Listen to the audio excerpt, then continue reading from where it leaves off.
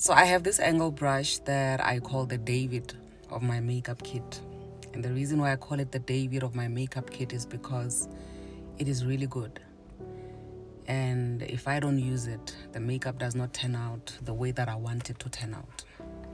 Now, the funny thing about the David of my makeup kit is that it is usually nowhere to be found. It is right inside my makeup kit, but when I look for it and I really want to use it, I don't find it. So I end up using whatever else that is available. There's this other one that I call the second best. Now, the second best is always available no matter what. I'm telling you, I used the second best even this morning. And as I was using this makeup brush, I thought to myself, if this makeup brush was a real human being, was it going to be okay with me only using it because the David of the makeup kit is nowhere to be seen? I understand the value of the David of the makeup kit, but also the second best of the makeup kit is important because when I can't find David, I go to the second best. Stick with me. Many of us are subjecting ourselves to be second best in relationships and friendships.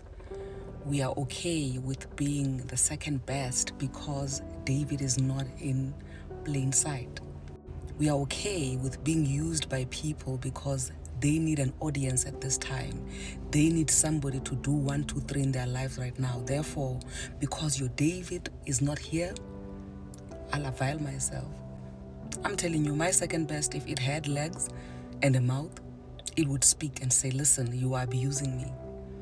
You don't treat me right. You don't value me. You only see my value when David is not here. But my second best brush is not a human being. Unlike you, it does not have a mouth. You see, the reason why my best brush is called David is because in the book of Samuel, when Samuel went to the house of Jesse to anoint one of Jesse's sons, as the Lord had instructed him to do, when he got there, he found many sons of Jesse. And as they were coming to him, he kept saying, this is not the one that the Lord said I must come here and anoint. Isn't there any other of your sons which are left? Because these ones, they are not the ones.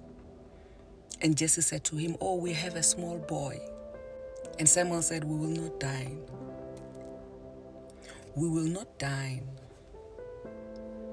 until that boy is called. Until that boy is anointed as king. Let me tell you something. Be that angle brush that is a David, where you understand your value so much that you understand that when you are not there, things will not happen. When you are not there, nothing will be done. There will be no dining when you are not there. I'm sitting here thinking to myself, does it mean that I'm toxic now because of how I treat my second best brush? Because I only use it when the best brush is not there. Am I the problem, or is the problem the brush which does not know its value, which is why it is still sitting there when it knows very well that it is not the David of my makeup kit? The people that we call toxic, that have hurt us, that have used us, is it that they are toxic, or is it because they understand where they have placed us in their lives and the value that we come with in their lives, and they understand that we are second best? We are not the best brush in the makeup kit, therefore it's not personal for them. Only use us when it is necessary, when their best brush, when their David is not around. Be the David of your own makeup kit.